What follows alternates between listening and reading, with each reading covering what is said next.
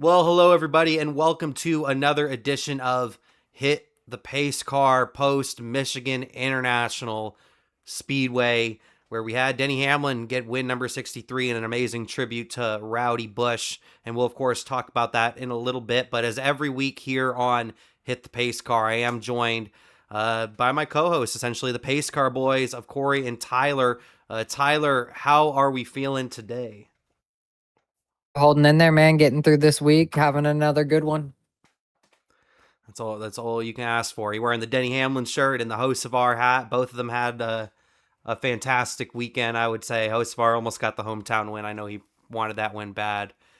Cory, how are we feeling here today? Life is good, man. Life is good. Can't ask for anything more. Everything's great. I like that. Everything's great. Everything's great. Everything's great for Cory. Of course, we're heading to San Diego here in a couple of weeks. I'm very much looking forward to that. That's going to be a lot of fun. But let's get to our talking points. But before that, whether you're watching on YouTube or Spotify, you should like, comment, follow, subscribe, or share. Do whatever you need to do. That would be greatly appreciated by us over here. But let's get to the topics at hand. Of course, starting with the top 10 results. Actually, let's go through the top 10 results from the weekend. Let's give a little bit of a points update. Of course, we didn't have the O'Reilly Series this past weekend in Michigan, but we did have the NASCAR Cup Series and the Craftsman Truck Series. So let's take a look at those top 10 results and the points update. All right, let's take a look at these top 10 results first, starting with the Craftsman Truck Series. Corey Heim has won 3 out of his 5 races right now, and if he was actually competing for the championship, would be 11th in the point standings. Insane what he's doing in the Truck Series.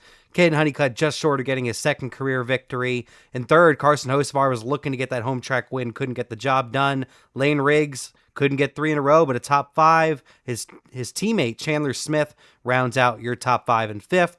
You had Christopher Bell racing this weekend, getting 6th place. Ricky Stenhouse Jr. with another good run, actually, in the Truck Series in 7th. Connor Mozak had a good day in 8th.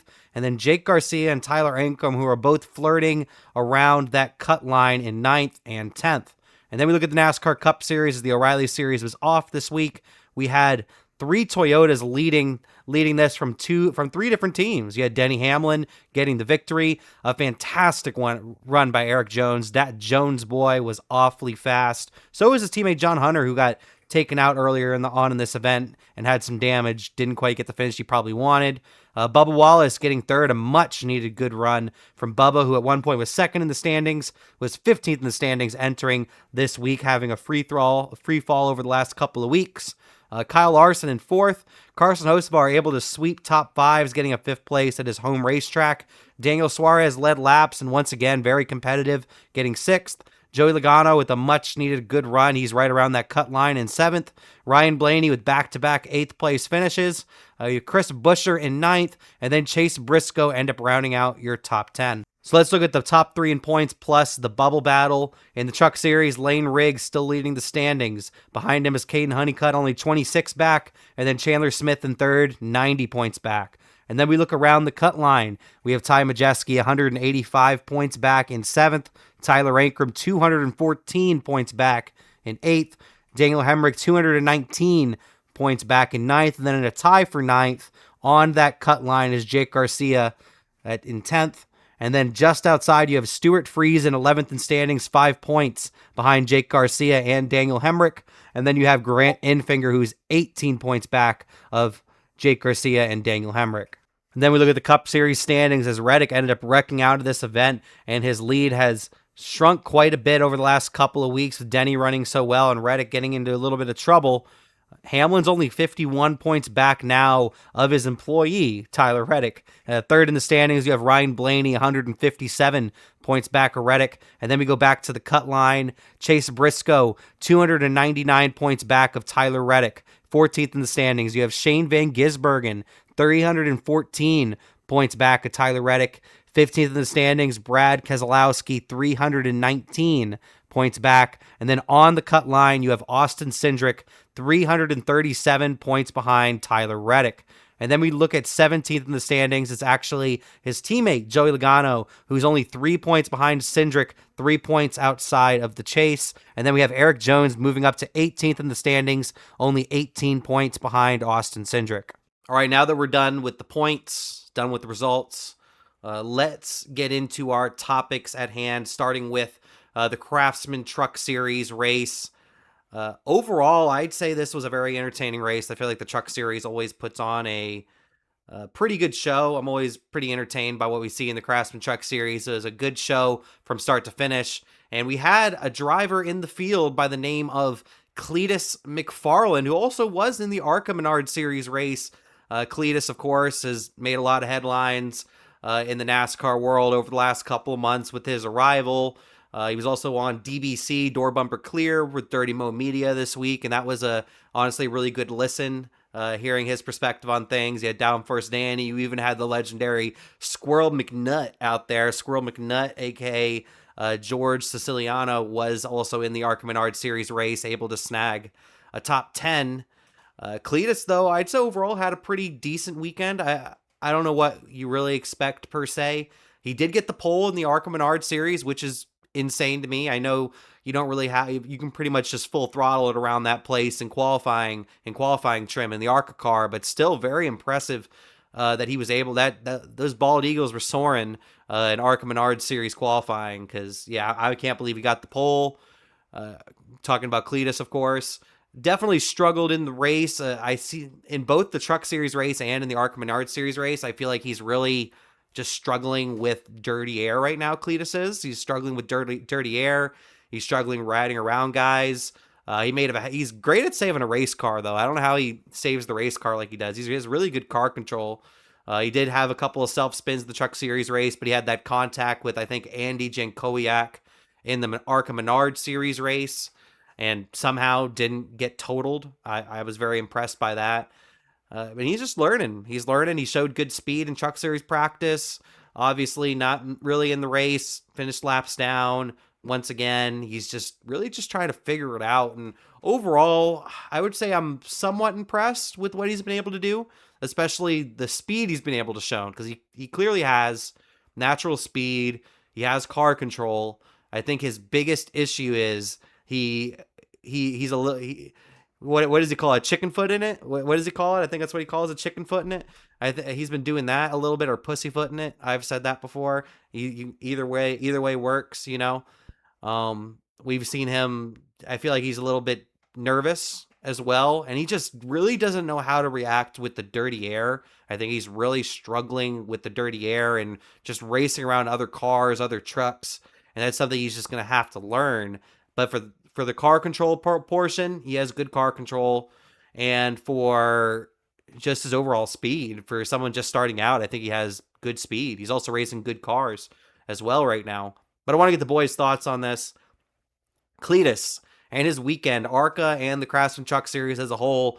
How are we feeling, Tyler? How are we feeling about Cletus McFarland's performance this past weekend in Michigan?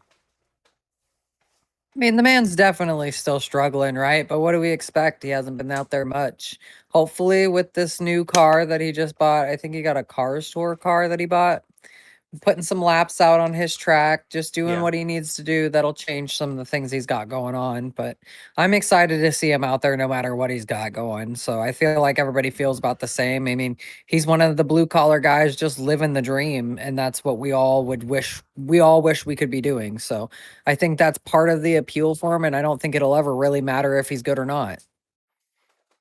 Yeah. I think Cletus really appeals to a lot of people the way he just is, just the fact who he is. He has a hell of a personality. In a way, he's kind of like you said, a blue collar guy, a good old boy, whatever you want to label him as. He loves racing. He loves cars, and he's having the time of his life. And I think any one of us would be stoked to be in that position. I would love to race for Richard Childress Racing. I like stuff like that. Like that's some cool stuff. It's crazy stuff. He's even getting Richard Childress to race in one of his Crown Vic races, I think, which is just nutty. I can't wait to see that. That's gonna be interesting. But Cory, how did we feel about Cletus McFarland's weekend as a whole with ARCA and the trucks in Michigan? I think it all just comes down to experience. I think he's making some mistakes, but he's doing it. I'm going to just say the minor leagues, right? He's doing it in the.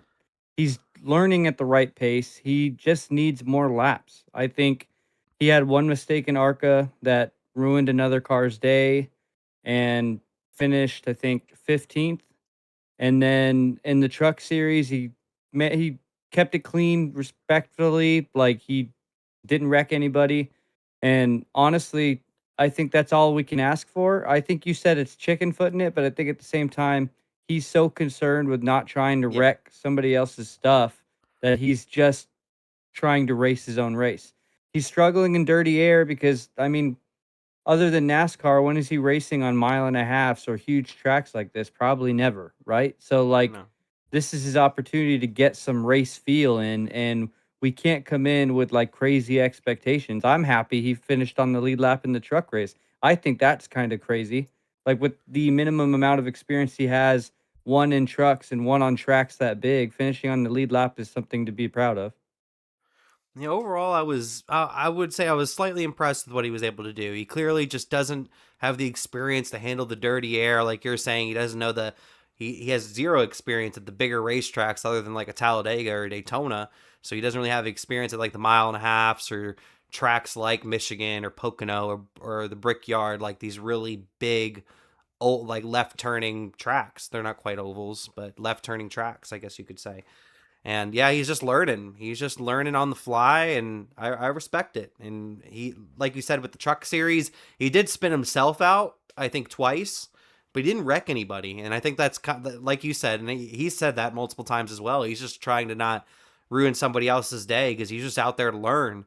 Uh, I really wish testing was still a thing. I wish they brought testing back for people like Cletus, for drivers that just don't have as much experience. Teams also that don't have as much experience. I wish they were able to test a little bit. That way they're more ready for these races, because the simulation really isn't going to do justice, whether it's iRacing or one of the professional sort of simulations with Chevrolet or Ford or, of course, Toyota. Dodge doesn't have one yet. Ram don't have one yet. But it's just that it doesn't really match up to the real thing. And Cletus is doing a good job, I would say. But let us know in the comments, how do you feel about Cletus so far in his short NASCAR career, and how do you feel about his performance in Michigan? Got the pole in the ARCA race, definitely has good speed, but just really struggling around other race cars, whether that's him just being a little nervous, a little freaked out, also just overcompensating, being maybe too cautious at points, trying to not get into people, which it's respectable, it's commendable. But let us know your thoughts in the comments. Let's actually get to the Truck Series race here now, because we did have the Truck Series race itself, and we had a good finish with Caden Honeycutt and Corey Heim. Of course, their teammates over at Tricon Garage. Caden Honeycutt has taken Corey Heim's old ride and honestly done really well. Obviously, he hasn't matched up to what Heim did, and pretty much anytime Heim's out there, Heim does better than Honeycutt. But Heim is a very special talent, and Honeycutt has been doing a really good job in that car, and he's cemented himself as one of the championship contenders. Him, Lane Riggs, you could maybe throw Christian Eckes or Chandler Smith in that mix potentially as well, if they're able to get more consistent. One of those drivers is probably going to be your Truck Series champion. But we had a great battle at Michigan with Heim and Honeycutt. And at the end of this race, Honeycutt, at least in the initial moment, I think he's thought about it a little bit more and maybe regrets really even bringing it up on the radio. And then he, of course, got asked about it on pit lane and had to really answer some questions about it. Ultimately, I think at this point, he's probably regretted saying that on the radio. Pretty much was, if you didn't hear, pretty much he said he was very upset with the way Heim raced him at the end. Heim throwing those blocks. He didn't feel like they were very good blocks at the end of the race. And he was worried about wrecking the car. He wanted to win. And Heim also came back in the media center later and pretty much said to suck it up, because that's just what's going to happen. That's just what you're going to deal with racing in NASCAR. You're not always just going to, no one's going to let you by. So I ultimately, I think Honeycutt regrets saying that. But at the same time, I think we have seen Honeycutt a little bit more outspoken over the last couple weeks, couple months, now that he has a really fast race truck. And he wants to win every race, and I get that. Especially being a Kyle Busch fan my whole life. Like, Kyle Busch would be more mad finishing second or third than he would be finishing like 15th. Like, he'd much rather finish 15th than finish second. And that's just the mindset of some race car drivers. And I think Honeycutt has a very similar mindset in that aspect, where he's going to be more pissed off finishing second. He's frustrated. He felt like he should have won the race. But Heim was the best truck. I felt like Heim was the best truck in this race and just got the job done once again. Fresh off the 23-11 announcement, it's Heim time, Great performance by Heim, but overall great finish. I want to get the boys' opinions on this. I'll start with you on this one, Cory. Cory, how did we feel about the end of this race with Honeycutt versus Heim? Also, how did we just overall feel about this race as a whole? I think the race itself was good. I think, like you said, Heim had the best car all day. I think it's Hosmar was hard quite good not too. to just talk of, that's right. But I think it's hard not to talk about that last lap. I think all of it came down to that last lap. It was great, clean racing that last lap. I think Honeycutt probably needs.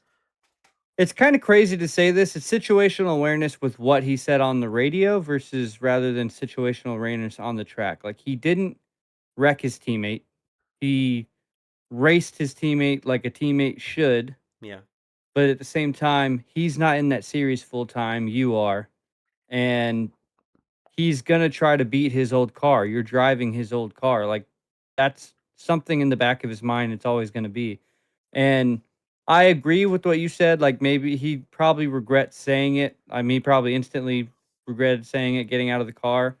But, like, I kind of hope he keeps the emotion. Maybe it's not so, like, whining. Like, I hope he just gets more aggressive. I hope he doesn't let that happen again. I hope he races remembering that moment and then also remembering what Heim said, because I fully agree with what Corey Heim said after the Yeah. race. He just Agreed. needs to move on.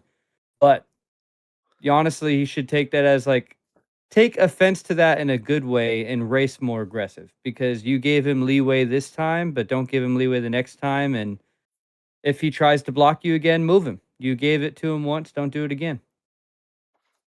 Yeah, I 100% agree. And we were talking about something very similar last week with Jesse Love, and Tyler made a very good point. It's like turn like whininess, like sadness to like more anger, and be just more out there, show more personality, not come off as so whiny, if you will. Like I said, I think Honeycutt initially like immediately regretted it, because you can tell with the Fox Sports 1 interview, because he was asked questions on why he was upset, and he was like pretty much said, "Don't worry about it." You don't want to even talk about it. So he didn't really want to talk about it when he got out of the truck. So I can tell that he immediately regretted it. But say it with your chest, say it with your chest. We were talking about this last week with Jesse Love, Tyler. I feel like you can just copy and paste what you said last week. How do you feel about all this? And also, how do you feel about the race as a whole and the finish? Race as a whole was pretty good. I mean, and the finish was everything we could have hoped for, right? You want those kind of finishes. You want that kind of like out there mentalities. But at the end of the day, can't hold Heim's nuts. Like, Heim took that truck and put it in victory lane how many times last year? And Homeboy is struggling to do one race, let alone how many times Heim did it. So Yeah. he needs to sit back and relax and put himself in perspective of where he's at first off, because even if he does make the Cup Series, which he probably will, Honeycutt's a great guy, he's probably going to make it, but he's not going to be ever Heim level. Heim's climbing to go be Larson level, so he needs to realize that before he makes an ass out of himself even more than he already has. The biggest thing though is man up about it. Like Cory said, grow some thicker skin and get over it. I appreciate Cory channeling his inner Kyle Busch and being as forward and just grow some thicker skin and get over it. I don't care if I'm your teammate. You want to win the race, win the race. Be better than me. I like that. I couldn't say it any better myself. And I'm a huge Honeycutt fan. I've been supporting him for years, even when he was a part-time guy. I see the talent in him. He's also an iRacing guy, raced for the Roush Fenway Kozlowski iRacing team over there. So he comes from the sim racing world, and I'm always going to support somebody coming from the sim racing world, because it's just an interesting world, and it's a tough world to come through to make it to NASCAR, and it's more of a modernized thing. William Byron kind of really got all that going, I would say, when it comes to the simulation world. And I just think the guy has a lot of talent. I think Honeycutt, like you said, I think he has the potential to be a Sunday guy. I'm not 100% sure he'll make it yet, but that also says how strong the competition is right now, and there's only so many rides. I'm still not 100% sure if he'll make it to the Cup Series, if he'll ever get that opportunity, but he clearly has the talent. He clearly has the potential to be that. He needs to finish races, like you said, and like Corey Heim said, needs to grow thicker skin and be better in these sort of situations and not just mull over things so much. Just really just needs to not think and just do it. Just not think and do it. And I think he can get the job done. And he also doesn't really know what a great truck feels like. This is his first time really feeling a great truck. Obviously, he was with Nice last season, and they produced some pretty good race trucks. Then raced for Stuart Friesen, also pretty good race trucks, good speed, top 10 speed. But a Tricon garage truck, especially that number 11, is race winning speed pretty much anywhere you go. So he's really learning what a really fast truck feels like at the same time. And we'll have to see what Honeycutt is able to do for the rest of the year. But we had a great finish, and Corey Heim time does it again. But let us know your thoughts in the comments. How did you feel about the finish in the Craftsman Truck Series race? Also, how do you feel about Caden Honeycutt being a little upset with Heim? And also, how do you feel about Heim's comments in the media center telling Caden Honeycutt to grow thicker skin? I love that. I definitely felt Kyle Busch vibes with that. But let us know your comments about all that in the comments. That will actually have us move on to the NASCAR Cup Series. There was no O'Reilly Series this weekend, so it'll have us jump to the NASCAR Cup Series. And overall, a entertaining race. I was at Michigan a couple years ago. I was there for Kevin Harvick's second to last win of his career. He was driving the Busch Apple car that day a couple years ago. Great racetrack, great vibes. Luckily, we didn't have weather really affect Sunday racing, which it's kind of hit and miss with Michigan. Sometimes weather affects. It's like, I would say it's like a 50-50 chance almost every year that we're going to get rain on Sunday for the Cup Series at Michigan. And luckily, it was okay this time around. We were able to get in the full race, didn't have weather affected at all, which is great. Something we haven't been able to say for the last couple of weeks. So that was great to see. We saw a lot of tire fall off in the race. Goodyear is on their A game right now. They've been putting out some good tires over the last couple of weeks. I'm excited to see what they bring to Pocono. With Pocono being a very, very different racetrack, I wouldn't be surprised if we have the same tire model from Michigan. That would make sense, but we'll have to see. I'm not exactly sure which tire model is being used this weekend compared to last weekend. But Goodyear's on their A game. But we also saw a wreck fest. We saw a whole bunch of wrecks. It broke the record for most cautions in a Michigan race for the Cup Series. Whole bunch of wrecks, whole bunch of cautions, whole bunch of mangled race cars. I want to say at least 10, almost 15 cars finished this race in the garage. Saw one of the hardest hits I've seen in a very long time with Chase Elliott and Christopher Bell. Bell actually was hurt from that, and we'll talk about that in a minute. In the subject after this, we'll talk about Bell a little bit more.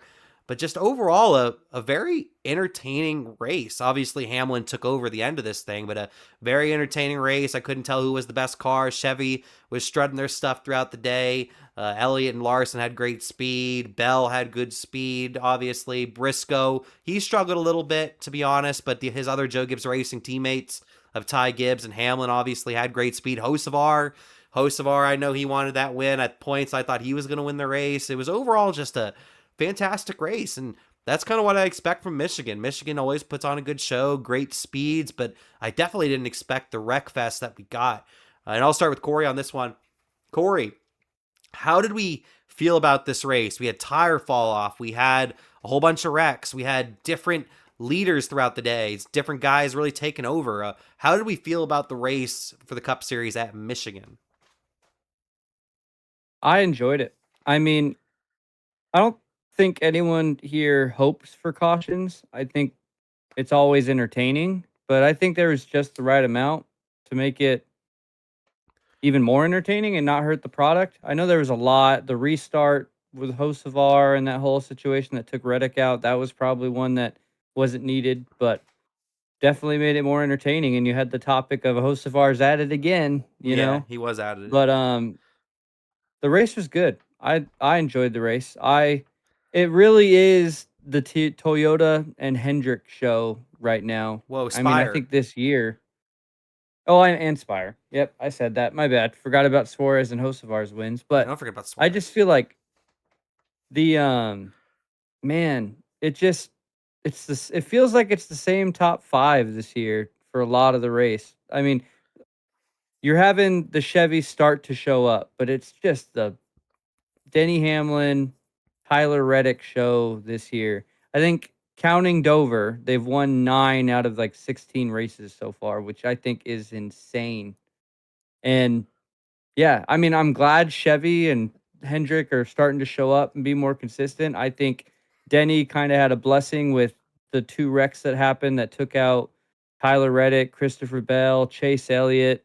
Like those, in my opinion, were the best bet to compete with Denny that last stage, and they weren't there, and he won by 11 seconds. It besides that last 20 laps where Denny Hamlin just took it over, the race was entertaining because you didn't know who was going to win, which I feel like is a change from a lot of the season because I feel like it's always been 2 or 3 guys that have been up front all race long, and Denny coming from the back twice to win the last 2 races has been entertaining.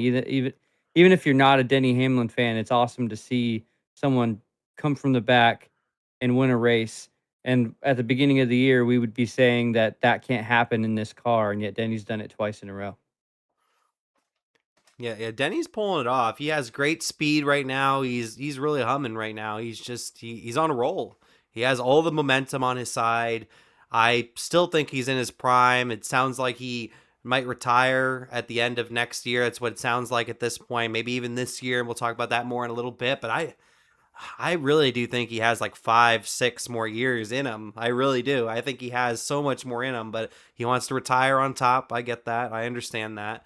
But he's hitting his stride. And this car is just perfect for him. It was like made for him. He's just so good. Ever since he was already good before we got to this generation of car, but after we got to this generation of car, he's really hit his stride in the next gen era. He just really has. He's figured out this car better than anybody else, in my opinion. And he's on his A game. He's on his A game, and he's looking to maybe make it 3 in a row. Pocono being one of his best racetracks, so who knows? Maybe he's able to make it 3 in a row. He's really on one right now. But Tyler, how did we feel about this Cup Series race as a whole? We had a bunch of tire wear. We had a bunch of wrecks in this race. Your boy Hocevar decided to Hocevar the field again. He made his long-awaited return. Now we're waiting on Chastain to be Chastain again. But how did we feel about the race? In my opinion, it was a great race. Like Corey said, you really had no idea who was going to win it up there until the end. So it was a lot of coming and going, a lot of, actual passing. You could watch some people make some passes throughout the field. That was cool. The best part of this race definitely was seeing Carson be at home and feeling comfortable for sure. I enjoyed that. I don't know about everybody else, but I enjoy him being a terrorist on the track. I like exploding breaker rotors and Kamikaze Carson. hurricanes. Yep, and kamikaze Carson. I'm a fan for that. It spices things up sometimes. We need that. Um, the only thing about this race that was really concerning was that Bell wreck for sure. That was terrifying. But other than that, it was a really good weekend for sure. Yeah, it was a great weekend of racing, but we had a lot of wrecked race cars out there, like Reddick, Elliott, Bell. But then we also had some guys with some much needed good runs, like Bubba Wallace had a great run. He was dropping in the standings. Eric Jones, how about freaking Eric Jones? Eric Jones had a freaking hell of a day. Got second. I've said it before on this show. I feel like he's the most underrated driver in our sport, and when he has a good car, he's on it. He's on it. He was trying to get a home track win as well. All the Michigan guys were. Obviously Brad had a very tough day, but the other 2 guys had fantastic days, and Eric Jones and Carson Hocevar.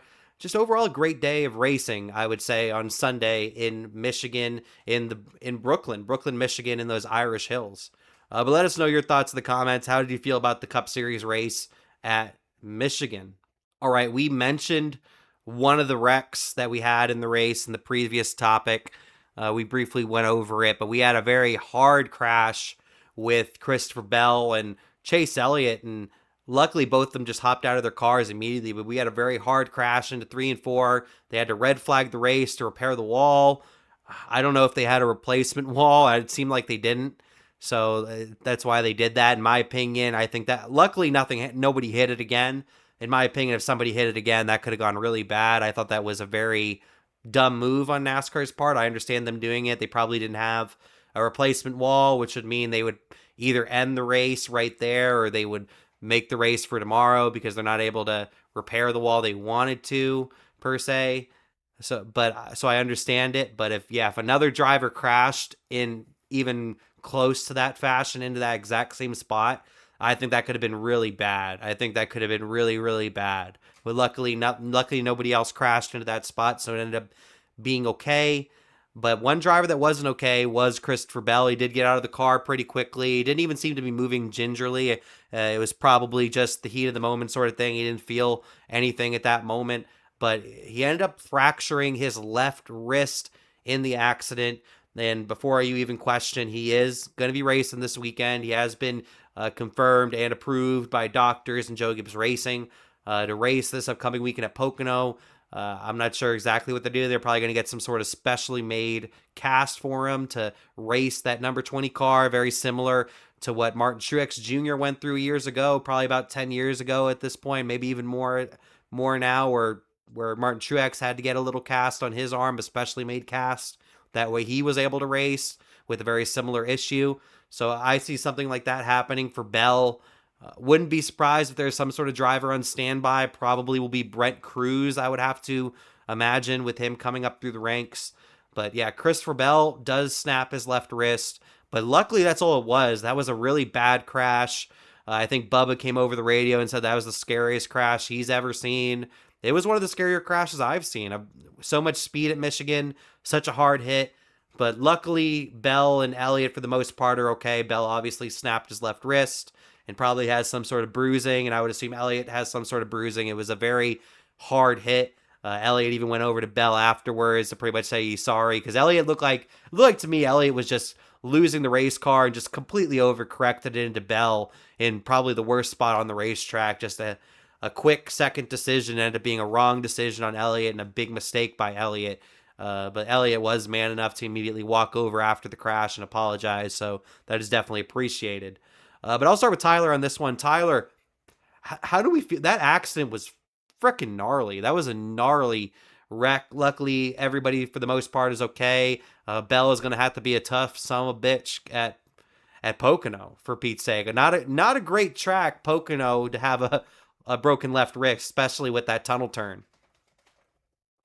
Definitely a horrible track to have a broken left wrist for sure, if you ask me. I mean, not good at all. That wreck was the snappiest, quickest, just I've ever seen. Like I don't think we've ever seen somebody just move so fast. And from what I was watching Chase's in-car camera.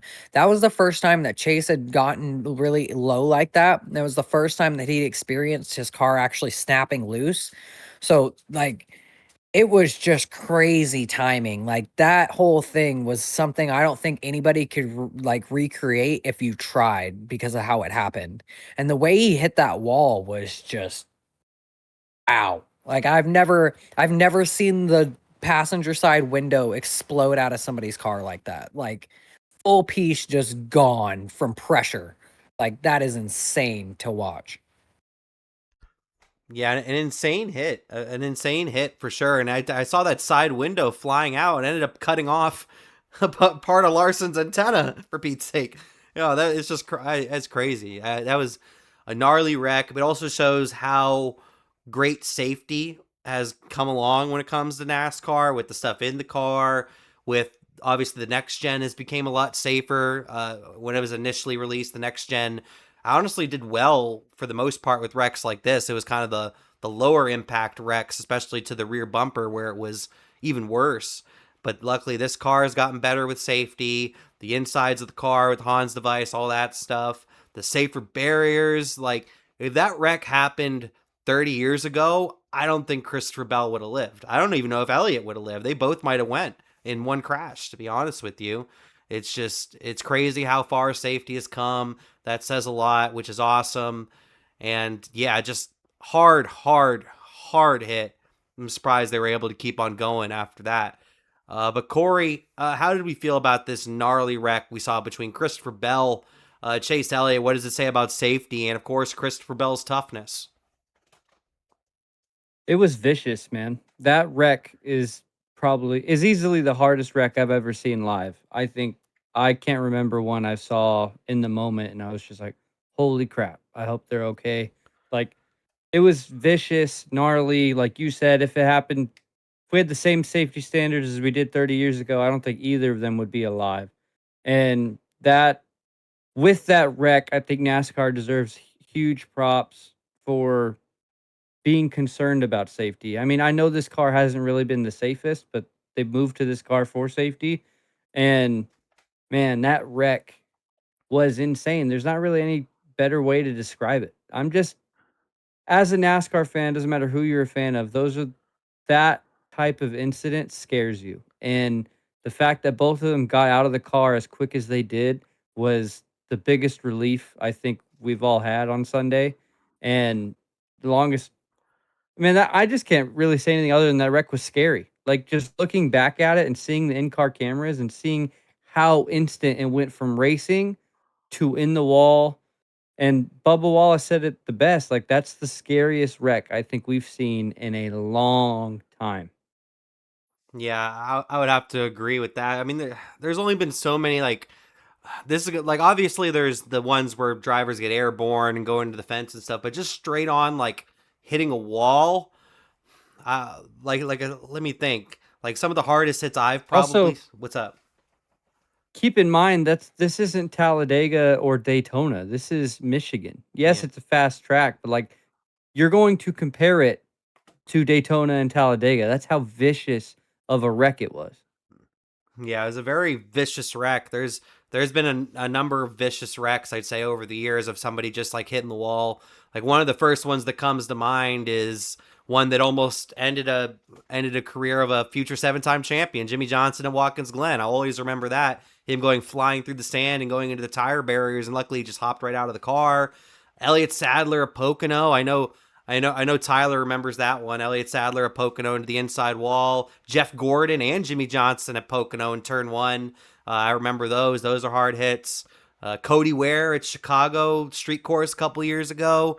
That was a really hard hit. Blaney at Daytona like a year or two ago, or might have been Talladega when he had the Earnhardt type of wreck straight onto the wall. Kyle Busch with his broken legs. That's another one as well. You know, there's a lot of hard crashes we've seen, but it just says how far safety has come because that one that we saw on Sunday might have been harder than all of those. It's debatable. Like I'd say the Gordon one and the Sadler one are pretty high up there, but I think it's debatable as the hardest hit out of all of them. And all we had was a snapped left wrist, a fractured left wrist. I can't believe it. Luckily, everybody was okay.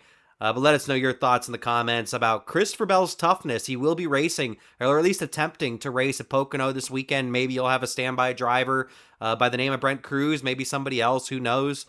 But let us know your thoughts about Bell and the wreck as a whole. How do we feel about safety in NASCAR right now and that gnarly crash? And also, how do you feel about Elliott getting out of the car and pretty much making sure Bell's all right and to apologize to him after the race? I thought that was, you don't see that a lot. You don't see a driver immediately apologize for wrecking somebody. You usually see them try to jump around and be like, nah, it was an accident. Just kind of like jump around and not act like they really did anything wrong. So that was cool to see him just immediately be like, yeah, that was my bad. But let us know your thoughts in the comments. All right, let's get to the finish of this race as the 11 won by 11.11 seconds. His biggest win in his career, which I found that to be an interesting stat, the biggest win in his Cup Series career.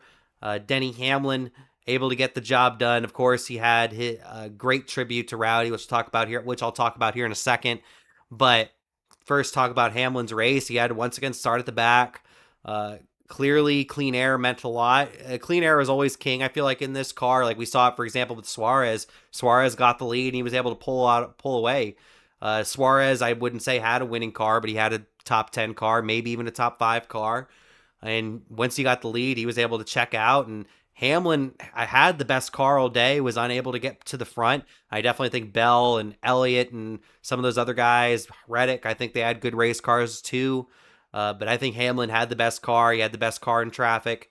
And once he got to the lead, he just checked out on the field, immediately pulled away. At the end of this race, I don't know if y'all were seeing it, but he was pulling away by almost a second a lap at the end of this race. It was insane.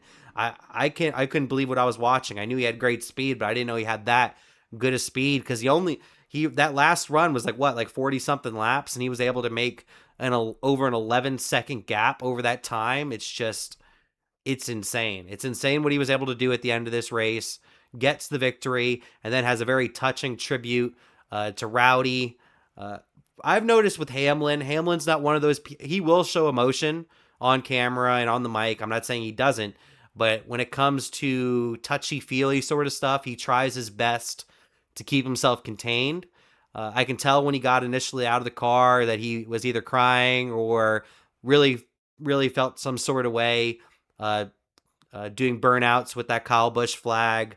I would love. I don't. I've heard they're probably not going to sell it, but I hope they sell those flags and that hat that he had. I thought those are really cool, and that was a really good gesture, very similar to what Gordon did at Phoenix Raceway with Dale Earnhardt, paying homage to his rival and his friend Dale Earnhardt, and very similar fashion here with Rowdy. His rival, his friend, but also his teammate, longest teammate in the history of the Cup Series. So that was very special, tying Kyle Busch in wins. So that was a very special moment for Hamlin, for that whole Joe Gibbs Racing bunch. I bet that was a healing moment. That's what I would describe it as, a healing sort of moment. At least that was how it was for me. I felt like it was a healing sort of moment for me. I knew Denny was going to pass Rowdy probably pretty soon. And overall, I'm happy that Hamlin was able to get it done. No better guy to get it done. And now I hope he just goes out there and wins the championship this year personally. But yeah, great race from Hamlin. I want to get the boys' thoughts on this. I'll start with Tyler. Denny Hamlin, in my opinion, had the best car, came through the field slowly, methodically through the field. Eventually, when he got to the front, he just completely checked out in the field. So how do we feel about Hamlin's speed and his ability to just check out at the end of this race? And also, how do you feel about the tribute that he made to Rowdy with the flag, doing the Polish victory lap? Obviously, didn't go around the whole track, but went down the front straightaway. How do we feel about all that? And Denny's just on another level. Last year, I think he unlocked something within himself that just really released his talent. It's really hard not to root for him. It's crazy to watch, honestly, because most people at this age are starting to fall off. We started seeing it with everybody. I mean, Martin, Gordon, Jimmy, the list goes on, that they just couldn't do it anymore. And he's unlocking something that's crazy. His skill level is unbelievable, but his ability to understand these cars is unmatched. There's nobody out there that's figuring it out. I mean, not even Kyle Larson is out there figuring it out like Denny is right now, which is crazy. Like you said, this car was pretty much made for him, and he's gonna keep riding with it. I mean, if he doesn't win this championship, it's something horrific has to happen, because there's no way. He's the only one that's figured it out. He's the only one that's every weekend from literally first to last to first, which is crazy to say, in a car you can't pass in. And his Rowdy tribute was beautiful. I mean, for him, I think everybody, like he said, there's nothing he could have done and nothing that would have made Kyle happy. Like, right, Kyle's still pissed.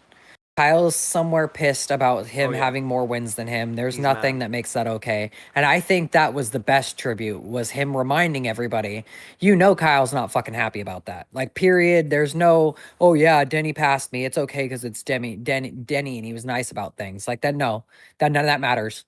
100% he's mad about it, and that's cool. I appreciate Denny reminding everybody exactly how Kyle was, and not in a rude way or anything like that, in the way of the man was all about competition, and there's no way that he's happy about that. And I appreciate that he went through and made sure that the 18 and what he was recognized for, Joe Gibbs, was recognized, because that's important too. Yeah, because I think that's one thing that's really lacked with all this, is really the Joe Gibbs Racing representation, the number 18 representation, because I said it a couple weeks ago when this all went down, that I appreciate everything that Richard Childress is doing. It's a real man what he's doing. It's really commendable what he's doing. I respect him a lot for what he's doing. But we all know his real legacy is that 18 car. Like that's his real, at the end of the day, that's his real legacy. He got most of his wins in that car. Obviously he has a couple wins in the 5. He has a couple of wins in the number 8, but everybody that's especially outside the NASCAR sphere know him for driving that number 18 M&M's Toyota. Like that's what he's known for, and it's just awesome. It was just awesome to see. Like I said, kind of a healing moment for me, and probably a lot of Rowdy Nation, probably a lot of NASCAR fans. A good healing moment, a heartfelt moment. I got a little teared up when he was doing the burnouts with the 18 flag. So that was very cool. I respect Denny a lot for all of that. But Cory, how do we feel about the tribute that Denny made to Rowdy? But also, how do we feel about the speed he just flexed at the end of this race, winning by over 11 seconds? Yeah, like Tyler said, Denny's in another stratosphere right now. I think this car, he's just killing it. Like, I know Toyota is above the rest right now, above the field, but Denny just is so calculated that this car fits him so perfectly. And from first to last to first, 2 weeks in a row is insane in any car. And in this car, it's even more of a challenge. So what he's doing is mind boggling. And his pace in those last 30 laps was insane. Like 11 seconds in 30 laps from first to second is crazy. And then, like, man, NASCAR's had a tough half a year, tough full year. Like, and I honestly, Denny's probably had the roughest one with everything that he's had to go through. Yeah. So seeing him get this emotional win and do it for Kyle and have that burnout, to me, that burnout was the best burnout of the year so far by a mile. And not just because of the emotion it brought with, like holding that flag and doing it for Kyle, but like you could see maybe he didn't like show the emotion in the interview afterwards, but he showed it burning the rubber on the track. Yeah. Like that burnout was awesome. That flag was awesome. The hats they had were awesome. I really hope. I don't. I mean, there doesn't seem like there's a lot of hope it'll happen, but I hope they eventually try to sell those hats because those hats mean a lot to NASCAR fans. And if RCR and Joe Gibbs ever wanted to collab and send half the proceeds to Kyle Busch and Samantha Bush's Bundle of joy. foundation, and I know, yeah, the bundle of joy, it could be a good way to, I don't know, unite NASCAR again. And like, I know those hats would sell out. All 3 of us would buy them. I think if they had, The they flag could will have go the on top hats, of the the camper. RCR. Yeah, 100%. The flag, the hats, like it would sell out so quick. They could bring them to each track and it'd be the first thing gone every time. I mean, who knows? Hopefully they do it, but that would be awesome. I would definitely buy a couple. Yeah. It was just it was a great moment. It was a really great moment, I think, for our sport. Like you said, I think Denny really showed his emotion with the burnouts because he burned down those tires to the rim. You know, he burned it all the way down. You don't usually see Denny burn out to that extent. So a heartfelt, emotional celebration on Denny's part. I'm real happy for Denny, and I'm hoping that he breaks Kyle's record soon, and I hope he goes out there and win a championship because, like you said, I don't think there's anybody in our sport that's been through more than Denny over the last year with the court case, with his father passing away, with his mother getting very badly burned, everything that's happened with him, obviously losing Rowdy now at this point, losing the championship in the fashion that he did. There's nobody in the sport that's been through much more. What are you about to say, Tyler? Most important thing, I was going to say the most important thing I think everybody's forgetting, he's now become the senior member of the racing crew. Like there's nobody else. That's it. Like he is The the elder senior member statesman. of NASCAR right now. That's it. There's no backup for him. Like before he could turn to Kyle and be He has like, "Yo, Brad. help me here." There ain't none of that. Brad, I don't know. Brad's I love Brad, but he's not on the same level. Yeah, that's something to think about too. I mean, Hamlin was already was older than Rowdy was, but Rowdy was around longer. Rowdy was in the sport an extra year. He was in a year longer. He found success sooner than Hamlin. He was at the top of the sport sooner. So I get what you're saying. Like Hamlin's kind of like the lone elder statesman at this point with the Cup Series. You got Brad still around there too. I guess you can throw him in there. Logano at this point, he's becoming one of the older guys at this point. And those are kind of the elder statesmen. I guess Jimmy Johnson's still technically not retired, so I guess you can maybe lump him in there if you want. But he only has a couple more races left in his career. So yeah, I get that as well. Just Hamlin's been through a bunch, and I'm really hoping he goes out and wins that championship this year. It seems like this is the year for Hamlin. I feel like it's meant to be for Hamlin, and I really hope he gets the job done and maybe retires on top, wins the championship, and while he's celebrating the championship, he's like, "Yeah, I'm retired, Bright Cruz. You gotta ride, bud." Just I don't know. I just want to see Hamlin get the job done this year, and I want to see him break Rowdy's record and get to 64 wins as soon as possible. But let us know your thoughts in the comments. How do you feel about Denny Hamlin's celebration, touching tribute to Rowdy with the flag, with the hat?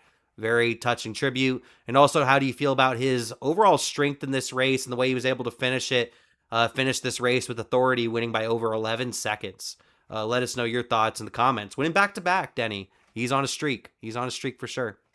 All right, that will actually have us move very smoothly over to our next topic because Denny Hamlin, talking with Prime afterwards, did admit that Brent Cruz is at the moment set up to drive that number 11 or whatever number they decide to do, drive that car at the end of the 2027 season. So Brent Cruz will be a member of Joe Gibbs Racing starting in the 2028 Daytona 500. And of course, if plans change, maybe that ends up being the 2027 Daytona 500. Maybe Hamlin decides to stick around for another year due to sponsorships or something like that to help out Joe Gibbs Racing. Or maybe he still wants to win that championship. Maybe he doesn't win it yet at that point. Who knows? But at the current moment, the plan is for Brent Cruz to drive the number 11 starting in the 2028 Daytona 500. And overall, I think this is a good move. I mean, I said it earlier. I do think Hamlin has more than 2 years left, but he does want to retire on top. Very few drivers have really been able to retire at the top of their game, or at least near the top of their game, like Jeff Gordon. That's why I respect Gordon so much. He was at the top of it. He made it to the championship four when he retired. He was still very close to the top of his game. Mark Martin, I think he was very close to the top of his game, and he was like in his 50s. Like Mark Martin retired way late, and he was winning races in his 50s. That was very impressive. But we've seen most drivers retire when they've fallen off completely. Like Jimmy Johnson's obviously fallen off. He's not completely retired, but Darrell Waltrip, he fell off hard. Richard Petty, obviously he fell off very hard. Terry Labonte, Bobby Labonte. So the list goes on of drivers that stuck around maybe a little bit too long. And I think Hamlin wants to make sure that he's not one of those drivers. So I understand the move. But the bigger question here, I think, is how do we feel about Brent Cruz? I've said it before. I think Brent Cruz is the future of the sport.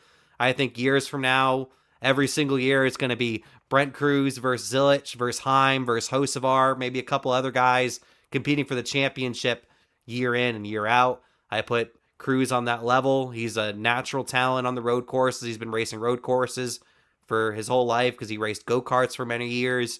He's still trying to figure out the oval part of things, and he's getting quite good at that.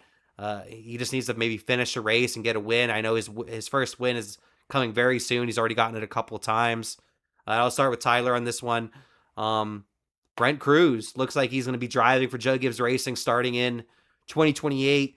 How do we feel about the move? Not just from Denny Hamlin. Do you think Denny Hamlin should hang it up at the end of 2027? And also, how do you feel about Brent Cruz and his future? I think Denny needs to take his talents to his own team if he wants to stick around. I think that's what he should do, even if it's a extra car or whatever, that they're non-charter or whatever. Open car, yeah. I think that's what he needs to do if he wants to, open car. I think that's what he needs to do if he wants to stick around, just for his own enjoyment in the sport at this point, Because we all know he can do it. That's not the question. It's more the enjoyment. He can make sure that car is as good as he wants it to be. Um, so when it comes to that, but when it comes to Brent Cruz, I don't know. I'm not as high on him as everybody else is. I'm probably wrong, like I am with everything else when it comes to that kind of stuff, but I just don't see it yet. I don't see him. I see there's other drivers you can put in the 11 and be more worthy at this point, but that's me. You heard it here first. Brent Cruz is going to get his first win this week at Pocono. You heard it. You heard him. You. Tyler is a good luck charm to these drivers. High possibility. High possibility. Like he said that stuff about Reddick. Reddick went out and won the Look what he first did couple to Zane Smith. Zane Smith for Pete's. Yeah, Zane Smith. I warned y'all, it could have killed him. And look at Suarez. Like Suarez had one. He's like, he's not winning. He's lucky if he gets a win. Wins a couple of days later. It's just it's the nature of the beast sometimes, Tyler. So you heard it here first. Brent Cruz will get his first win. Put your whole house down on it. Don't actually do that. If you lose your house on it, that's on you, bud. That's on you. But yeah, I have a great feeling about Brent Cruz, and I can understand what you're saying, Tyler, because Brent Cruz hasn't necessarily done all that much yet, but he's still fairly new. And I don't think he's as much of a natural talent as Zilich. I think they're both very equal in just pure talent, but I think some drivers are more natural talent where it's just they can get in a car and just go fast immediately. I think Brent Cruz is more of a driver where he really needs to figure it out a little bit more, and then he'll be able to find his speed. And he has the speed, just really needs to finish races. But once he finishes one of these races, I think he's going to get a bunch of wins. I think he's going to win multiple O'Reilly Series races this year. I just think he's that sort of talent. But Cory, first of all, how do we feel about Denny? Do you think he's ready to hang it up at the end of 2027? Do you want to? A big part of me wants to see him keep going, but I get the sentiment of trying to end your career while you're still at the top of your game and you don't have that fall off like a lot of people have. So I get that. But also, how do you feel about Brent Cruz and his potential future with Joe Gibbs Racing? Man, I think Tyler said it. I think if Denny wants to continue past 2027, he'll do it with 2311. And even then, it's just if he wants to, because you know that if he's still winning, that they're not going to kick him out. But at the same time, like I think after his heartbreak this year, he was even debating it, right? So he clearly his love for it's fading, but it's also hard to have your love fade if you're being as dominant as he is this year. So I'd like to see him stay as long as he's competitive because I don't know. At the same time, it's go out on your own terms. Like there's very few drivers that ever do that. So, but with Brent Cruz, I kind of am in the middle. Like I see the talent that people are talking about. I also understand where Tyler's coming from. I think we've also been spoiled by how good Zilich was to get a cup ride, how good Corey Heim was, and it took him forever to get a cup ride. Meanwhile, Brent Cruz hasn't really proven enough yet, and they're it's almost like he's guaranteed a cup ride in 2 years. So it's not that any of us doubt the ability. It's more that we haven't seen enough yet. And I think that's a respectable take to have because, I mean, not a lot of NASCAR fans watch other series or know his experience outside of NASCAR. So it's like, prove it to us at this level before we want to say, oh, yeah, you deserve to drive on Sundays. Yeah, I get that. But a couple of things we got to keep in mind also for this. There is no contract signed yet. Like Brent Cruz hasn't signed a contract to race for the Cup Series Joe Gibbs Racing team at the moment. And he still has a year and a half of racing. And I would expect the rest of this year, he obviously continues to learn the O'Reilly Series, probably puts his complete focus on that, probably gets a couple more Truck Series starts, probably races a late model here and there or something like that. Maybe even gets a Cup Series start or two this season. But I would expect next season that 2311 probably brings him on in a fourth car to race like 5 to 10 races is what I personally would expect, just because that close relationship with Joe Gibbs Racing in 2311, and Hamlin would probably want to get his essentially his heir, his replacement at 2311 to at least figure out the car a little bit. So I would expect him to probably get a good amount of starts next year to at least get a little bit used to the car. I'm just I'm looking forward to see what Brent Cruz can do in this sport. I'm very much looking forward to it. Brent Cruz is a great talent. I understand both of y'all's sentiment though, because he hasn't won a race yet. He hasn't really done too much of anything yet in the O'Reilly Auto Parts Series. He's been competitive, but that's really all we could say. He's just been competitive. He hasn't been dominating races. He hasn't been like putting pressure on Allgaier or the top guys in the series and stuff like that. So I get all that, but he's still really young, and this is a year and a half away. He has a year and a half still of racing, so there's still a lot of time to prove himself, not just to fans, but to Joey Gibbs Racing. Because, like I said, there is no contract signed yet. Things could potentially change. Like, who knows? Like, look at Retzloff. Retzloff's probably racing for Toyota next year. Like, what if Retzloff has a kick-ass year next year and wins a bunch of races, and Brent Cruz wins like one race next year? Retzloff to the 11. Yeah, who knows? Yeah, I think it's still all up in the air. Maybe high, like it's still all up in the air, but it's definitely a discussion point for sure. And I see it. I see the writings on the wall. Brent Cruz getting the number 11. I think that's a guarantee if he does all the right things. If he does all the right things and wins races and competes for the championship, I I think that ride is his. But he obviously needs to work on his skills a little bit more. But let us know your thoughts in the comments. How do you feel about Brent Cruz potentially taking over the number 11 car for Joe Gibbs Racing after Denny Hamlin either retires or maybe like y'all, like Cory and Tyler said, maybe he decides to go to 2311 and race for his own race team for a couple of years before he hangs it up. Who knows? But it sounds like to me he's probably going to hang it up at the end of 2027. And how do we feel about Hamlin hanging it up? And how do we feel about Brent Cruz potentially being his heir and being his replacement for that number 11 car? All right, the last topic I really want to talk about before we move on to a little bit of Pocono chatter, the tricky triangle this weekend is Brexton Busch. I think we're all quite fond of Brexton. We've been watching Brexton Busch grow up right in front of our eyes. I'll always remember him just getting tossed in the air anytime Kyle Busch would win a race. Obviously, that became the tradition later on with Lennox. Kyle Busch wins the race and he throws Brexton up in the air, catches him. Same thing with Lennox, throws her up in the air and catches her in victory lane. I saw him do it in person at Phoenix once. So to see Brexton kind of grow up in front of our eyes, and he's just a great young racer. He clearly has a lot of talent. He's well rounded, especially at the age of 11. What he's able to do with the race car at the age of 11 is insane. But I think what's even more impressive is just the way he's kind of handled himself over these last couple of weeks.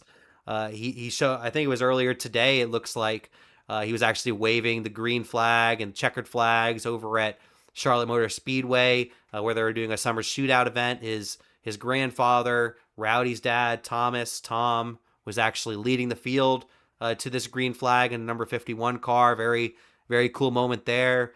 Brexton was racing in the summer shootout last night, accompanied by Kurt Busch. Kurt Busch was there. Kurt Busch and Samantha have also put out some statements over the last couple of weeks that I think, not last couple of weeks, last couple of days, that I think people should probably take a look at their statements and them thanking everybody for their well thoughts. But Kurt being there for Brexton, I think, is awesome as well. And Brexton also raced last week on what day was it again? I think it was on Monday, or I forget what day the service was. Monday, right? Tuesday, I believe. Tuesday. Yeah, Tuesday. Kyle Busch's service was last week on Tuesday, and Brexton actually raced on the same day, raced later that night. You can tell how Within committed hours, he was yeah, at the track. yeah, within hours, you can tell how committed Brexton is to being a race car driver. He's being a little man right now. He's 11 years old, and he's tougher than I would be right now. You know, he's being a tough little kid right now and showing that he's a little man, and it's great to see. And I just want to get the boys' thoughts on this, on Brexton, on Kurt being there for Brexton, the whole family just really kind of doing their thing and staying in the racing world, which is really cool. That was definitely something I was very worried about with Rowdy's passing, was that we would never see or hear from the Busch family again. And it's really cool to see Brexton racing, Kurt being there for him, Grandpa Tom getting involved, Samantha and Kurt putting out statements over the last couple of days. I think it's all been really cool to see. But I want to get the boys' thoughts on this, starting with Cory. Cory, how do we feel all this with Brexton Busch and the Busch family and everything that's going on right now with them? I mean, I think the whole world's been praying for him. The whole NASCAR world's been mourning with him. And these little things like Denny Hamlin and Daniel Suarez and Lane Riggs and everybody giving tributes to him and talking about him is helping The all of number us eight's in the heal. grass. And then correct, and then the number 8's in the grass, what Pocono's about to do this weekend, like all of those things like are helping the whole community heal, and seeing Rexton back in a car and racing again and doing what his father would want him to do is awesome to see. And I think all of us, everyone in the racing community is there for that family. They want to see Brexton succeed. I told you guys in the chat, I'm like, the second Brexton hits NASCAR, he's easily the most popular driver. I don't think a lot of fans are going to track a kid who is not in NASCAR as much as we are with Brexton. Like we're going to be rooting for him every step of the way. I hope that when he's racing, there's some way that Flow Racing or anyone can put that on a live stream and you're going to see people watching it. Like he's going to have a following from here on. I mean, he already had rowdy fans following him. Now it's going to be all of the NASCAR community rooting for him and rooting for that family and being there to support and do anything to have that family, be successful, in Brexton especially. Yeah, I think it's really awesome to see. Like I just can't believe Brexton is just already out there doing his thing, and it's just really cool to see. I'm excited about his future. Watching him ever since he was a little kid, and he's still a kid. Obviously, he's only 11, but just to see him kind of grow up a little bit here, and I'm excited to see what the next 10 years bring him, because I think he has the talent, or at least the natural talent. He's able to pick up things very quickly, and I'm excited to see what he does, and I hope he continues to get help, not just from Kurt, but from the NASCAR community as a whole. It's just really cool to see. Tyler, how are we feeling feeling about all this? Brexton Busch getting back into racing, Kurt Busch being there for him, the whole family being involved, Tom, even Grandpa Tom, he's out there as well. Like, how do we feel about all this? I think that's the only good thing that come out of all of this, right? I mean, you're seeing Kurt, which I think all of us that follow Kurt and follow NASCAR was very concerned about him for the last few months anyway. But watching this happen, I think for my first thought was somebody keep your eye on Kurt Busch because that man's already not doing well. So Yeah, this gives him a reason to to stay with his head. I don't know what's going on with his life, so I want to make sure I word this properly, I but got that. just keep his head straight, right? To keep his head in the game and worry about things that matter. Put him at the track with his nephew and things like that. And seeing grandpa out there, because I don't think you've seen them out there very often. I mean, No, yeah, they're involved with his life, but it wasn't an everyday process, right? But grandpa's the one that made those boys. So if there's anybody you want involved with Brexton right now, it'd be grandpa. It'd be the one that made Kyle Busch, the one that made Kurt Busch, the two of the greatest drivers to ever drive in NASCAR. So at the end of the day, the greatest thing can come out of all of this is him being involved with Brexton again and Kurt being involved. And then you also have the drivers that are going to be way more involved. You have Harvick, that was just his son was just racing in that race with Brexton, and I'm sure Harvick was hands on as much as possible that they needed. You know what I mean? So you have Larson that's just as involved. He's promised Samantha to be just as involved. So these are guys that are going to help Rexton not only grow, but make him one of the greatest racers. And I truly believe that because he's going to have his dad's molding that got him this far. He's going to have his uncle's molding to get him further with grandpa. And then top of that, the greatest drivers to ever do it are all promising to be there for him. And I don't think it's a question if they're going to be there for him because all these guys have kids. All of their kids are involved with the same racing series, the same tracks, the same races. There's no reason for them not to be involved. So this is going to be one hell of an experience to watch. And like Cory said, we're going to have the next greatest driver. We're watching it now. We're watching the junior experience happen, and it'll be even more. It'll be even a bigger experience because he is so young that the haters don't have time to just start hating him because he's 25. yeah, I'm excited to see this next chapter for Brexton and everybody that helps him out along the way, the friends that he makes along the way, because I've seen pictures and videos of just his friends that are around his age, like consoling him, not just Owen, obviously, that day at Charlotte, but it's just cool to see. I respect the whole Busch family. It's a very tough thing that they're going through. Like I'm hurting real bad, and I didn't even know Kyle Busch on a personal level. I can't imagine what they're all going through, and especially Brexton, who looked at Rowdy as not just a father, but a freaking superhero. Like that was not just his dad, but his idol. That was his inspiration. That was everything to him, and the fact that he's able to race on the same day as his father's memorial service and continue to race and continue to have that heart in it. I don't know if I would be able to do that at this age, let alone at 11. I don't know if I'd be able to do that. We all talked about how we would understand if he didn't want to race anymore, or at least wanted to take a break from racing. We would all kind of understand that, and the fact that he's right back out there doing his thing is awesome to see, and the whole family being there for him, the whole community being there for him. I just think it's a really beautiful thing. It's a really beautiful sight, and the sport has really came together over the death of Kyle Busch, and it's sad but beautiful at the same time, if that makes any sense. But let us know your thoughts in the comments, and also well wishes if you want to send well wishes to the Busch family. That's always appreciated as well. But let us know your thoughts about Brexton getting back into racing and the whole family getting involved, the statements from Kurt and Samantha over the last week, and just everything that's been going on. Let us know your thoughts in the comments.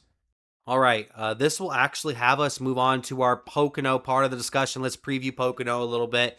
Starting off, of course, I'll go through the weekend schedule for Pocono Raceway, a couple of Pocono facts, weekend facts, notable entries, even a little bit of a weather report. All right, now let's look at the weekend schedule for Pocono, and then afterwards the facts and everything for the schedule. On Friday at 3 p.m. Eastern Time, we have the Pocono ARCA 150, the ARCA Menard Series on Fox Sports 1. And then we look ahead to Saturday. No truck series this weekend. At 10:30 a.m., we have the O'Reilly Series practice on the CW app, immediately followed by qualifying. And then at 1 p.m., we have Cup Series practice on Prime Video, immediately followed by Cup Series qualifying. And then at 4 p.m., we have the Miller Tech Battery 250 on the CW, the O'Reilly Auto Parts Series race. And then on Sunday at 3 p.m., we have the Great American Getaway 400 on Prime Video, the Cup Series race at Pocono. And now let's take a look at the weekend facts, track facts. It is the Great American Getaway 400. The stages end at lap 30 for stage 1, 95 for stage 2, and it's a 160 lap event. Pocono Raceway is located in Long Pond, Pennsylvania. It's a 2.5 mile oval triangle. It's a left turning track. And then the first Cup Series race was on September 19th, 1971, won by Butch Hartman. And the active win leader of the racetrack is Denny Hamlin with 6 wins. And then last year's winner was Chase Briscoe. The notable entries for this weekend in the O'Reilly Series, you have Cole Custer driving the number 0 powered by Haas Factory Team. We have Connor Zilich in the number 1 this week for Junior Motorsports, which will have Carson Quaffle move over to the 91 this weekend. In the number 32, we have Raja Karuth, and William Byron is taking over the 88 this weekend in the number 88. And then in the number 53, we have Natalie Decker racing over there. And then in the number 87, Nick Sanchez making another start, his first start in that number 87, though. And then we look at the Cup Series notable entries. Austin Hill, it sounds like he's going to be racing that car probably for the remainder of the year. In the number 62, we have Casey Mears making another start, and then Daniel Dye driving the number 78 for BJ McLeod. And then we look at the weekend weather report. On Friday, it looks like we have a chance of PM thunderstorms, so night thunderstorms at Pocono Raceway. Maybe that will affect the end of the ARCA race. We will have to see. On Saturday, it looks pretty clear, 4% chance of rain in the 80s as the high, low 80s. And then it's pretty much the exact same thing for Sunday. Instead of it being sunny though, it's partly cloudy. Instead of 4%, it's 13% chance of rain, but very similar weather forecast for Saturday and Sunday. All right, now that we're done with the schedule, the facts, and everything for Pocono, I want to get the boys' thoughts on Pocono Raceway. Me personally, I love Pocono Raceway. It's a very different sort of racetrack, and I just love I like Pocono. I've always liked Pocono. Even back in, I didn't like that it was 2 races. I don't think it should have been 2 races back in the day. I think that was a little bit much. But if it was just one race overall, I like Pocono. Even though it might not be the most entertaining or the most glamorous race, it's different. It takes strategy into effect. You have to have a certain car to be able to handle the three very different corners over there. Eh, I'm looking forward to this weekend at Pocono, especially with this generation of car. I think this generation of car runs better at Pocono than the last generation of car. So I'm excited to see what sort of product we get this weekend, what sort of strategy we get this weekend. I'm also very excited about the tire we might have. But let's get the boys' thoughts on this. I'll start with Tyler on this one. The Tricky Triangle, Tyler, one of the most difficult tracks in NASCAR. Also one of the fastest, if not the fastest track in NASCAR, because it has that long front straightaway, the longest straightaway in all of NASCAR. High speeds. We were talking about Gordon having his nasty crash there years ago. It's a wild racetrack, very different sort of racetrack. What do you expect, and what do you like or dislike about Pocono Raceway? One of my absolute favorite tracks, weirdly enough, and it comes from it being from the NASCAR Rumble days. So the Okay, way they gotcha. pictured that track back in the day was the craziest thing ever. And I still like imagine that track when they do it just like the Rumble days. So yeah, no, I love Pocono. That track, like you said, it's got some crazy speeds on it. It can have some gnarly wrecks because of that. And it leaves you on the edge of your seat. Even when you're watching the race from afar, it's still, you know that something can happen at any time and it could be horrible. Yeah, it's a very different racetrack, and big wrecks happen. The tunnel turn is obviously an iconic turn. I would say at this point, one of the most iconic turns in the sport. Of course, being turn two at Pocono Raceway. Pocono Raceway is also doing some very special things this weekend. Some of you may know. I don't know if a lot of you know, but Pocono is the one family-owned, individually owned racetrack still in the NASCAR Cup Series that has either not left the sport or been bought out by SMI or NASCAR.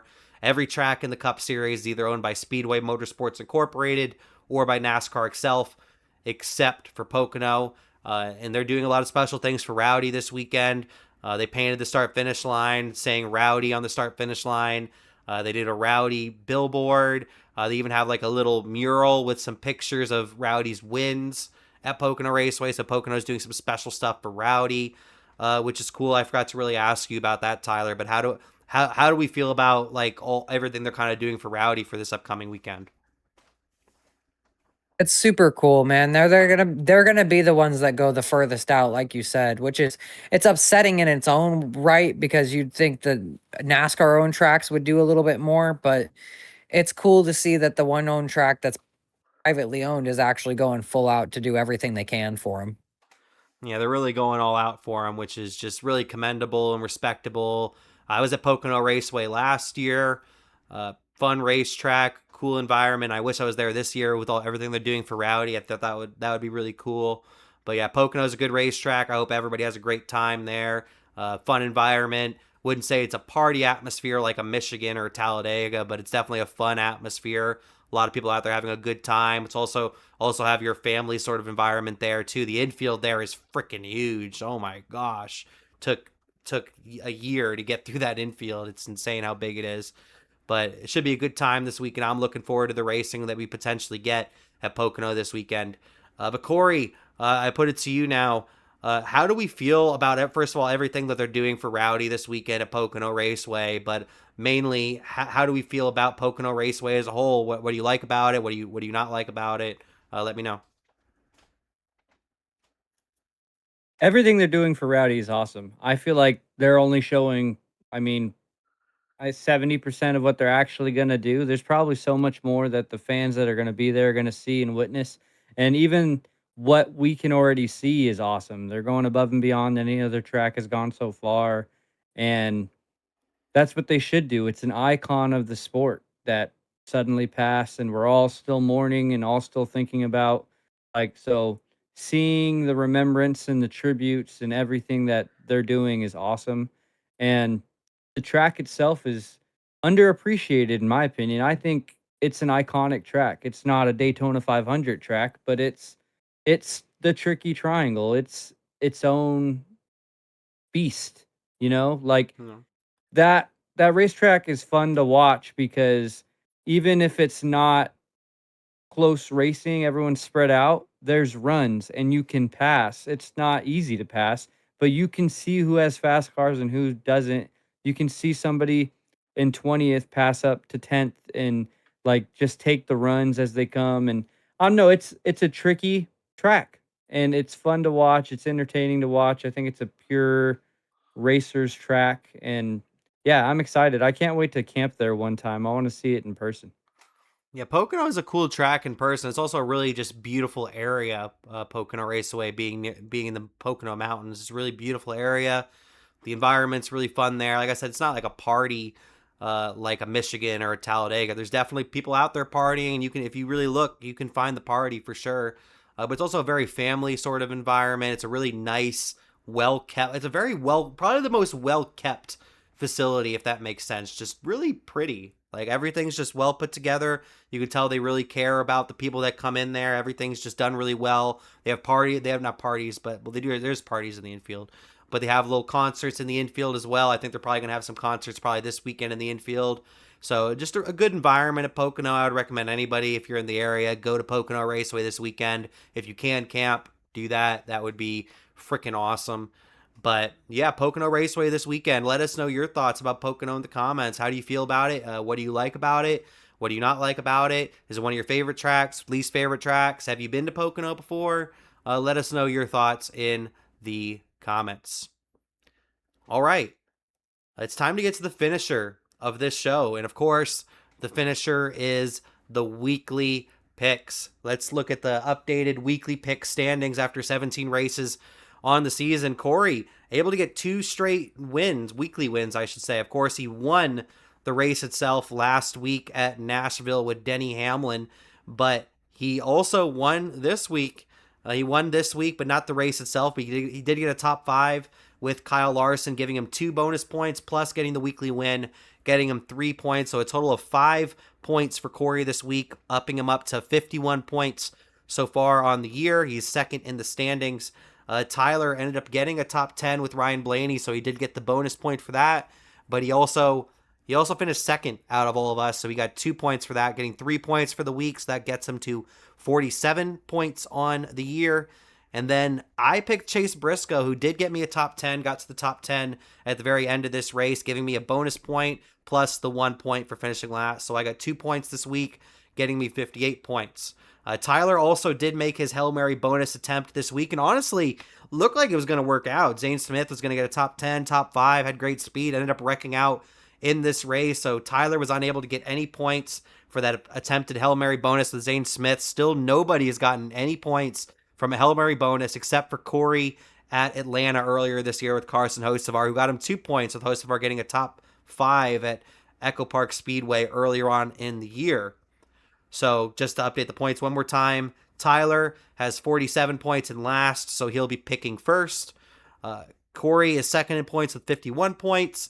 I'm first in points with 58, and none of us have Hail Mary bonuses left. And if you're seeing this on YouTube, looking on your screen, those are the drivers we have taken so far. We have Pocono, San Diego, and Sonoma left in this round of 8, which leads us to Tyler making his pick. I think I know who Tyler's going to pick, which is probably the driver I was going to pick. But Tyler, nonetheless, who is your pick for Pocono Raceway? Yep, I knew it. Tyler is going to pick Denny Hamlin. Man on the heater, and hopefully I don't ruin things. Yeah, Tyler's going to pick Denny Hamlin. If Denny Hamlin wins this weekend, that would be 3 out of the last 4 races if you include the All-Star race at Dover. Hell of a streak. Well, actually, 4 out of the last 5, actually. I mean, 4 out of the last 5 races if he wins this week, which would be an insane stat. So you heard it right here. Tyler has decided to pick Dennis the Menace, Denny Hamlin, to win at Pocono Raceway this weekend. And also another very predictable pick coming up. Cory, who is your pick to win at Pocono Raceway this weekend? Chase Briscoe. Don't even say a word, Tyler. He knows we're wearing the merch. Yeah, it was very obvious on who y'all were picking. Chase Briscoe is Cory's pick this weekend. So it's a couple of Joe Gibbs Racing drivers. And I'm going to keep the Toyota streak going. I was thinking on maybe taking Kyle Larson, but with how good these Toyotas have been and how good this driver has been this season, I don't know if I picked him yet this year, but we're going to take him right now. Give me the leprechaun himself. Give me Tyler motherfucking Reddick. The driver of the number 45 for 23, as Tyler makes a face. Tyler wasn't happy with that pick. He's like, I don't want to see him win anymore. I'm tired. Tyler Reddick, he's my pick to win this weekend. So we all take Toyotas. Just to go over our picks one more time. Cory has decided, not Cory, well, I guess we'll start with Cory. Cory has picked the driver of the number 19, Chase Briscoe for Joe Gibbs Racing. And then keeping it in the family, Tyler has picked the driver of the number 11 from Joe Gibbs Racing, Denny Hamlin, to win 4 out of 5 races, which would be an insane stat.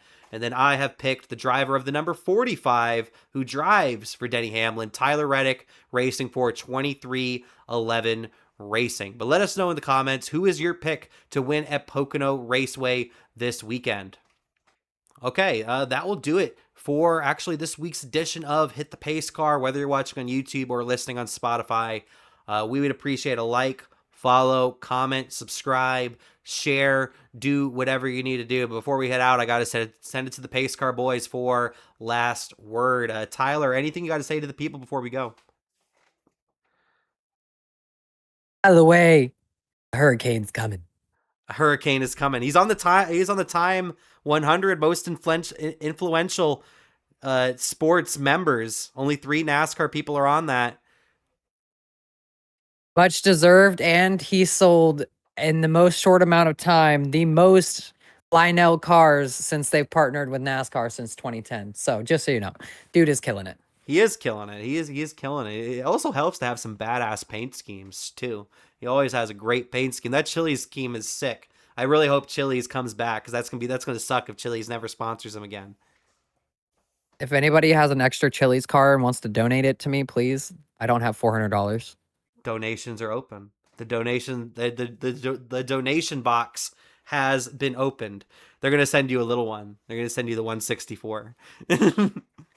One's worth 200. I'll take it. That's crazy. It's worth 200. That's nuts. It's insane. That is nuts. That is nuts. Cory, anything you got to say to the people before we head out? Man, let's hope for some good racing in Pocono, and I'll see you in San Diego. San Diego. Can't wait for San Diego Coronado. I've actually been racing the track on iRacing a little bit today. That is going to be a wild race. Very bumpy racetrack. Some tight spots on the racetrack. I'm looking forward to it. It's going to be a crazy race for sure in Coronado on the naval base. Looking forward to that. But yeah, that'll do it for this week's edition of the show. They're the Pace Car Boys. I'm Trackside Larry, and make sure, be a badass today and get rowdy.